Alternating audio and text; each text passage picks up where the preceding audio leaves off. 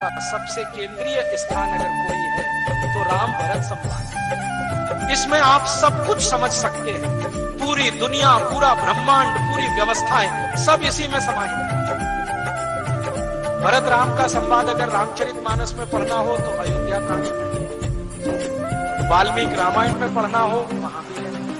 रघुवंशम जो कालिदास की सबसे सुंदरतम कृति है उसमें एक सर्ग है, 12वें नंबर का सर्ग, उसमें भरत राम संवाद है। और 12वें सर्ग का एक उपसर्ग है जिसको तुलसी श्री कालिदास ने नाम दिया है कश्चित सर्ग।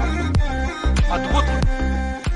कंबन रामायण में बहुत विस्तार से है, कालिदास का रघुवंशम उसमें बहुत विस्तार से है, रामचरितमानस में थोड़ा संक्षेप में है, वाल्मीकि रामायण में भी थोड़ा विस्तार है। ये जो सर्ग है अद्भुत है। मैं मानता हूं राम कथा का इससे अच्छा कोई दूसरा वो नहीं है, हिस्सा नहीं है। इसमें राम को जब मिलने के लिए भरत आते हैं और बताते हैं पिताजी की मृत्यु हो गई है और राज्य को अब चलाना मेरे लिए तो मुश्किल है, आपको वापस चलना पड़ेगा। तो राम जी उनसे कई प्रश्न पूछे और वो सारे प्रश्न हमें बताते हैं कि राम राज्य कैसा होता है। और महात्मा गांधी ने इसी राम राज्य की बात की, राम राज्य है क्या। तो भरत आए, कुशल क्षेम पूछा, गले मिलकर रोए, वगैरह वगैरह सब हो गया।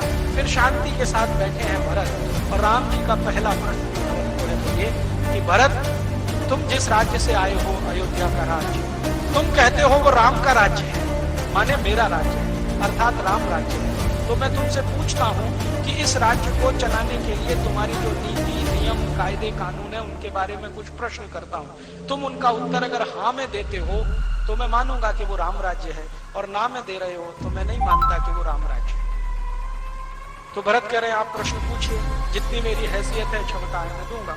तो पहला ही प्रश्न श्री राम जी पूछ रहे हैं भरत से। वो पूछ रहे हैं कि क्या तुम अपने राज्य के आचार्यों का, वैद्यों का, गुरुओं का, पुरोहितों का और अग्रजों का ऐसा ही सम्मान करते हो जैसा मैं करता था। पहला ही प्रश्न है, क्या तुम अपने राज्य के आचार्यों का, गुरुओं का, अग्रजों का, पुरोहितों का वैसा ही सम्मान करते हो जैसे मैं करता था। तो भरत कहते हैं हाँ, मेरी कोशिश तो यही है कि मैं मेरे सभी अग्रजों का सम्मान करूं, मेरी कोशिश तो यही है मैं मेरे सभी गुरुओं का सम्मान करूं, मैं मेरी कोशिश ये करता हूं आचार्यों का सम्मान करूं, लेकिन पुरोहितों के बारे में थोड़ी मुझे मन में आशंका रहती है। राम पूछते हैं इसमें आशंका क्या है। तो वो कह रहे हैं कि पुरोहित तो कर्मकांड ही कराते हैं ना। तो राम कहते हैं तो तुमने क्या मान लिया, वो गुरुओं के नीचे है क्या, आचार्यों से कम है क्या। तो कह रहे हैं कि मेरे मन में कभी कभी ऐसा प्रश्न आता है कि पुरोहितों को इतना ही सम्मान क्यों देना, जितना आचार्यों को, जितना गुरुओं को, जितना उसको। क्योंकि हम मानते हैं कि भगवान तो घट घट में है, ईश्वर तो हर कण में व्याप्त है। पुरोहित हमको कर्म कांड की तरफ लेके जाते हैं, तरीके बताते हैं पूजा के, जबकि ईश्वर तो कण कण में है, घट घट में है, भावना से ईश्वर है।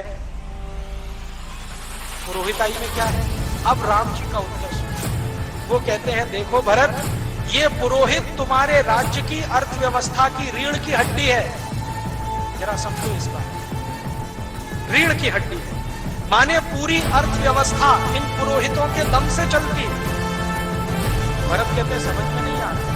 तब राम कह रहे हैं धर्मस्य मूलम अर्थम, अर्थस्य मूलम कामम। और इसी बात को राम जी के जाने के कुछ लाख साल के बाद चाणक्य बोलकर गए, धर्मस्य मूलम अर्थम, अर्थस्य मूलम कामम। पहले मुझे ऐसा लगता था जब तक मैंने कंब रामायण नहीं पढ़ी और ये रघुवंशम नहीं पढ़ा, तो मैं मानता था कि धर्मस्य मूलम अर्थम, अर्थस्य मूलम कामम, इसके मूल प्रणेता चाणक्य हैं, जो बड़े अर्थशास्त्री रहे इस देश में। लेकिन अब पता चला है कि चाणक्य से लाखों साल पहले रामचंद्र जी ये कह रहे हैं भरत को धर्मस्य मूलम अर्थम। वो कहते हैं कि देखो धर्म के मूल में अर्थ है। अगर तुम्हारी अर्थव्यवस्था मजबूत है तो धर्म मजबूत होगा, और अर्थव्यवस्था को मजबूत करने में पुरोहितों का सबसे बड़ा योगदान है।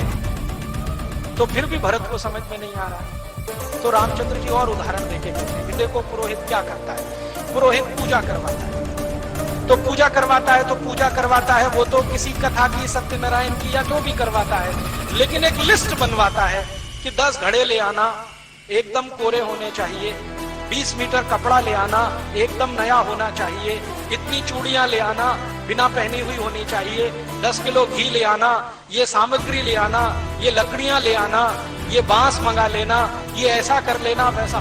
मैंने एक बार वो लिस्ट देखी तो कम से कम 108 चीजें रहती है। सिंदूर ले आना, गुड़ ले आना, कलावा ले आना, ये कर लेना, वो कर लेना। तो राम समझा रहे हैं कि देखो, जो आदमी पूजा तो भगवान की कराएगा, वो तो भावना से भी हो सकती है, लेकिन जानबूझकर वो इतनी चीजें मंगाएगा क्योंकि कारीगर जो इन चीजों को बना रहे हैं वो बिकना भी तो चाहिए। उस दिन मेरे समझ में आया श्री राम जी की परिभाषा कि पुरोहित मार्केटिंग मैनेजर होते हैं। अब समझ में आया इनसे बड़ा मार्केटिंग मैनेजर कौन होगा। अब देखो, वो कह रहे हैं घड़े ले आना, कोरे लाना, तो कुम्हार का काम बढ़ा के नहीं, घड़े बिके उसके। फिर घड़े पे ढकने के लिए ढक्कन और ले आना, तो कुम्हार का काम और बढ़ा, बिक्री हुई। फिर कहते हैं सकोरे ले आना, कुल्लड़ ले आना, तो उसमें प्रसाद रखेंगे, तो ऐसे करेंगे, तो मिट्टी में पवित्रता होती है। पवित्रता तो सभी चीजों में होती है, लेकिन मिट्टी के ये नए नए बर्तन अगर कोई पूजा में लाएगा और ऐसी रोज सैकड़ों पूजाएं होती जाएंगी, तो कुम्हारों का काम जिंदगी भर चलता रहेगा, तो कारीगरों को जिंदा रहे। तो वो पुरोहित, वो नए नए कपड़े मंगाते हैं, तो जुलाहों का काम चलेगा, बुनकरों का काम चलेगा, धुनकरों का काम चलेगा। वो नए नए कुछ मान लीजिए बांस मंगवा लीजिए, तो बांस के कारीगरों का काम चलेगा। यज्ञ कराना है तो घी डलवा रहे हैं, तो घी बनाने वाले बाल गोपालों का काम चलेगा, ग्वालों का काम चलेगा, उनकी गाय की संख्या बढ़ेगी क्योंकि घी बिकेगा। और घी को जला के फूंक देना है ताकि नया घी हमेशा बनता रहेगा। ये तो बहुत दूर की कोई। तो राम जब इसको बहुत विस्तार से समझाते हैं, तब भरत कहते हैं क्षमा करना भाई, मुझे ये समझ में नहीं आता था, अब पता चल गया है कि पुरोहित राज्य व्यवस्था के अर्थ को संभालते हैं, इसलिए वो भी आचार्य और गुरु के समकक्ष है।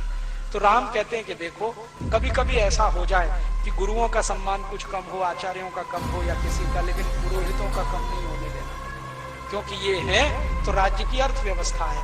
अर्थव्यवस्था मजबूत है तो धर्म टिकाओगे, धर्म टिकेगा तो राज्य आगे बढ़ेगा। हमारी आंखें खुलने वाला है।